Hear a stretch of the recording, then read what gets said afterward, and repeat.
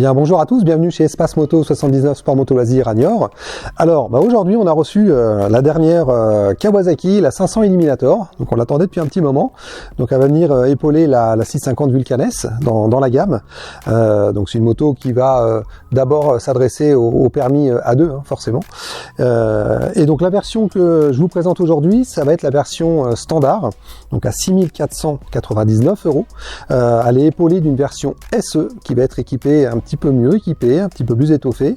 Il va y avoir la protection de phare avant, un petit habillage de phare avant, les soufflets au niveau de la fourche, le petit surpiqûre, la petite surpiqûre sur la selle, et on va avoir la prise USB-C qui va trouver place, donc à 6 899 pour la version SE. Donc là, on va faire le tour de la moto. On va commencer par le train avant. Alors, on va avoir une fourche en diamètre 41, fourche traditionnelle, équipée d'un disque en diamètre 310 ici, avec donc dimension de roue avant, on va être en 130 par 18 pour l'avant, une dimension un peu plus grande ici. Par rapport à l'arrière, on va faire le point sur l'arrière. Donc là, on va être sur du 150 par 16 à l'arrière. La moto va être équipée de deux amortisseurs réglables aussi en compression, et elle est équipée d'un diamètre au niveau du disque arrière de 240 pour l'arrière. Après, de ce côté-là, on va avoir l'ouverture de la selle. On a une petite serrure qui est là, qui permet de déverrouiller la selle. Donc on lève, on sort. Et sous la selle, après, bon, il n'y a pas de grand coffre, hein, forcément, on est sur un custom, mais on va retrouver l'accès super facile de la batterie, avec tout ce qui est fusible et niveau de liquide de frein arrière qui est là. Donc l'accès est quand même vraiment pratique, c'est très pratique. Et ça se remet relativement facilement.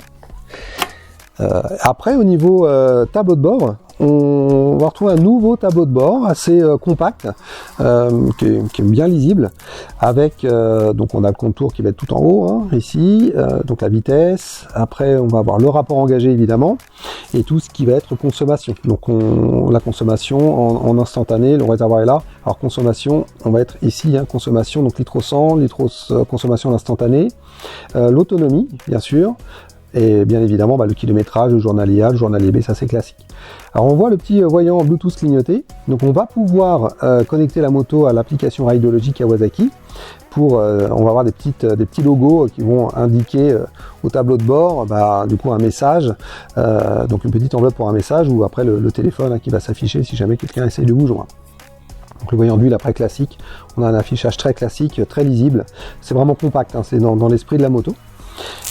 Après au niveau commodo, hein, c'est classique, on a du coup les warnings, et puis c'est vraiment assez dégagé, hein. L'autre côté, hein, c'est assez simple, hein. C'est vraiment épuré. Et sur la modèle SE, donc la prise USB-C va se retrouver à cet endroit là, hein, côté droit. Et bien sûr on est en full LED, donc full LED au niveau phare, les warnings, donc on passe en full LED. On va avoir un réservoir de 13 litres au niveau carburant. On va être sur du 13 litres avec une hauteur de selle de 73,5, donc c'est relativement bas, et la moto est très légère. On va être à 177 kg tout plein fait avec un réservoir de 13 litres, donc on va être à 164 kg à vide. Pour ce type de moto, c'est quand même très léger. Ça c'est vraiment bien, c'est un bon point. Il va y avoir des accessoires aussi qui vont exister, hein, chez Kawasaki. Sur le site, vous allez pouvoir retrouver le porte-paquet arrière. On va avoir des selles plus hautes ou plus basses par rapport à la taille du pilote. Bien sûr, la prise USB-C de la SE, on va pouvoir la retrouver l'avoir en option. Il y a une petite protection de réservoir, il y a des parcs artères aussi. Donc là, il y a pas mal d'équipements, et je pense que les équipements vont s'étoffer dans la gamme.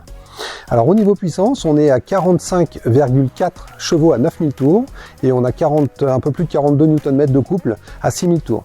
Donc on est sur un petit moteur dynamique. Alors Kawasaki l'appelle 500 cm3, mais on est sur 451 cm3 précisément, mais on va être quand même assez proche des performances d'un 500.